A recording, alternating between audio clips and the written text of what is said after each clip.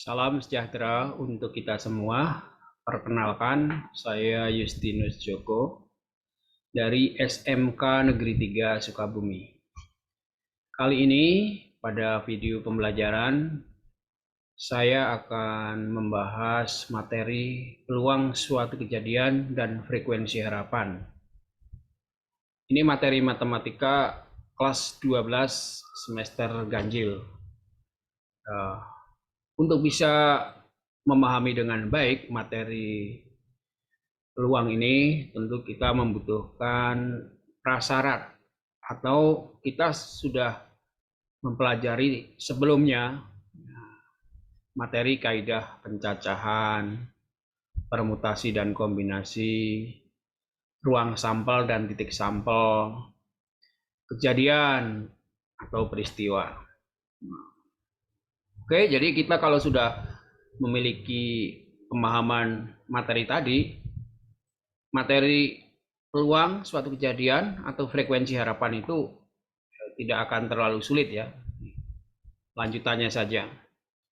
Definisi peluang sendiri dikatakan peluang suatu kejadian A, banyak anggota A dalam kejadian A dibagi banyaknya titik sampel atau PA sama dengan NA dibagi NS. Untuk frekuensi harapan didefinisikan perkalian PA dikali N. Jadi besarnya peluang suatu kejadian A dikalikan banyaknya percobaan. Itulah frekuensi harapan. Kita bahas contoh satu ya supaya lebih jelas. Contoh yang pertama, jika satu buah dadu dilempar satu kali, berapakah besar peluang muncul di atas bilangan genap? Nah, dadu yang bersisi 6 tentu saja titik sampelnya ada 6 ya. 1, 2, 3, 4, 5, 6. Di sini NS sama dengan 6. Katakanlah A itu peristiwa muncul sisi genap. Maka A-nya, anggotanya 2, 4, 6. Di NA 3. Sehingga peluang terjadinya peristiwa A, NA dibagi NS.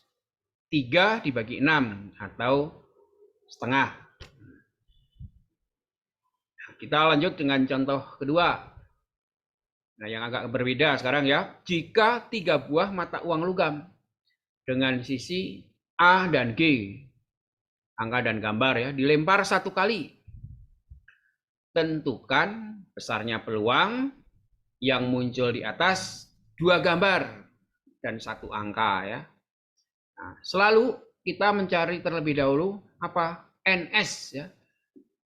Banyaknya anggota ruang sampel.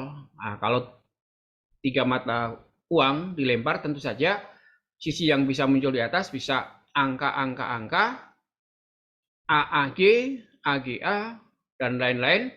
Sampai yang terakhir itu gambar-gambar atau disingkat GGG. NS-nya 8. Sekarang pertanyaannya, berapa besarnya peluang sisi di atas yang muncul 2 gambar? Nah, ini bagian dari ruang sampel peristiwa A itu. Nah, kita cari yang gambarnya ada 2. Nah, ternyata ada 3, yaitu AGG, GAG, dan GGA.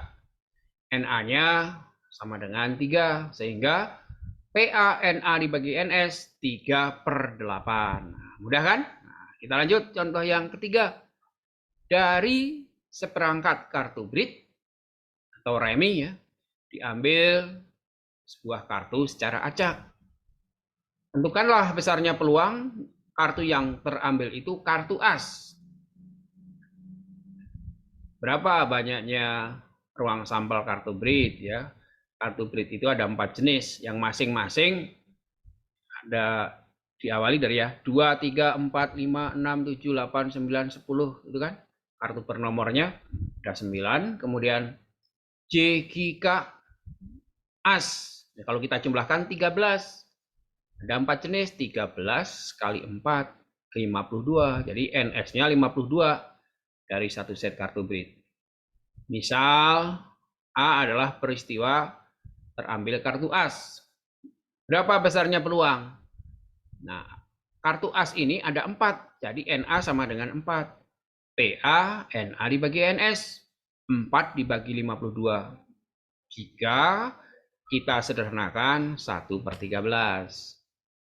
Oke, lanjut lagi.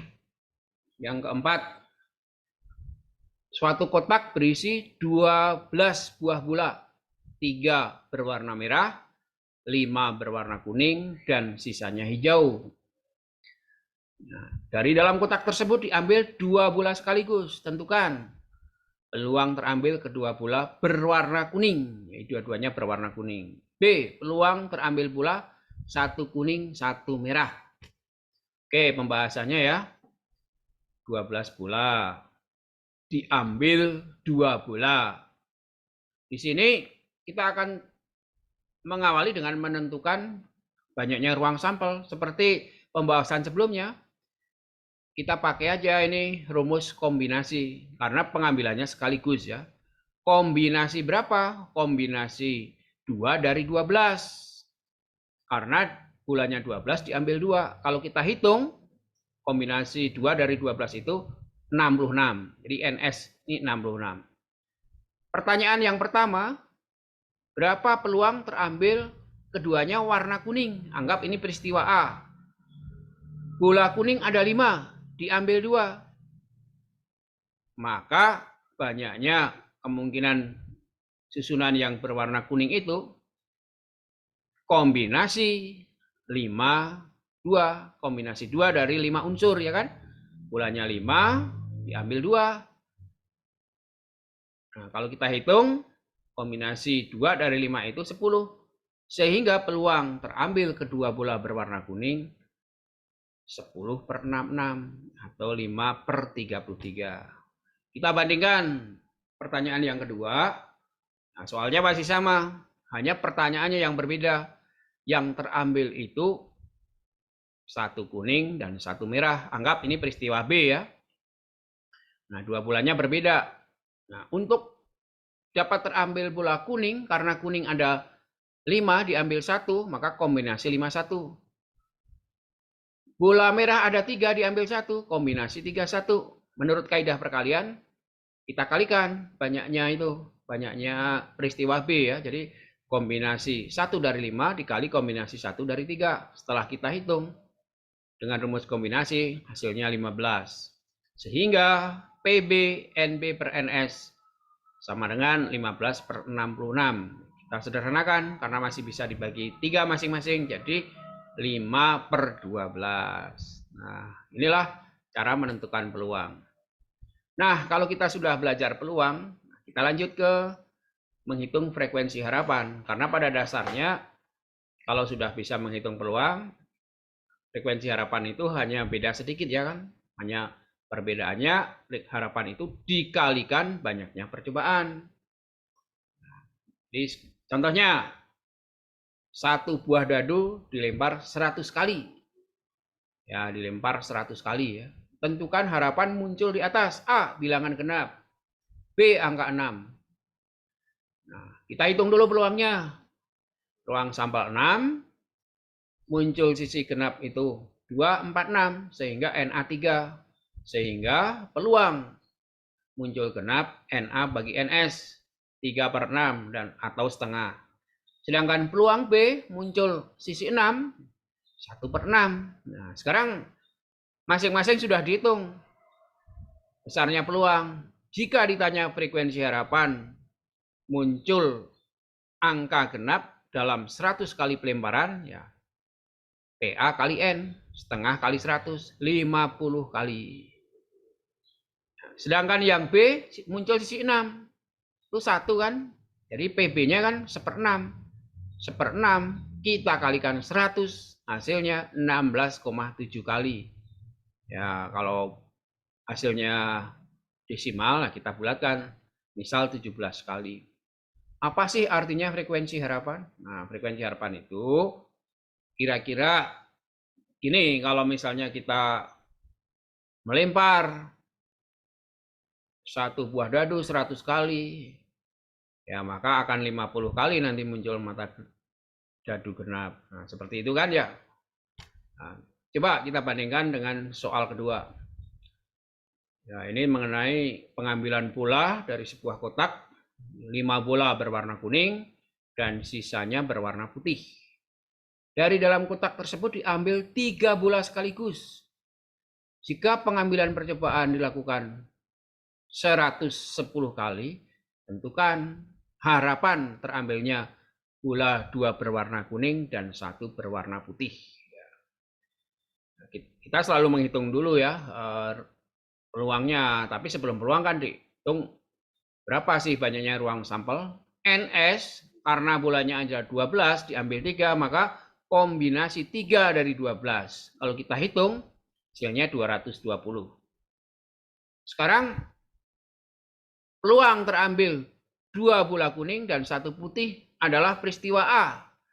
Ya, peristiwa A, NA bola 5 berwarna kuning. Nah, jadi kombinasi 2 dari 5 kita kalikan kombinasi 1 dari 7. Ya, karena bola putihnya ada 7 diambil 1. Nah, setelah kita hitung dapatlah diperoleh 70.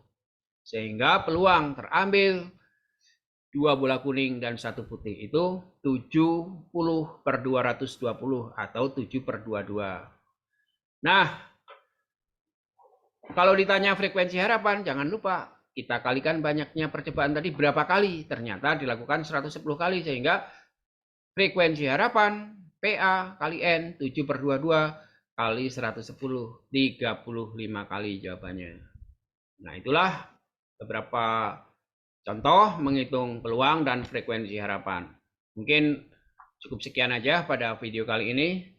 Tentu masih banyak contoh-contoh yang lain, tetapi ini sebagai dasar aja. Mudah-mudahan bermanfaat untuk kita semua, dan kita selalu akan mengembangkan dengan materi-materi yang lain. Dan kalau kalian banyak membahas soal, tentu akan lebih terambil lagi. Itu saja, terima kasih.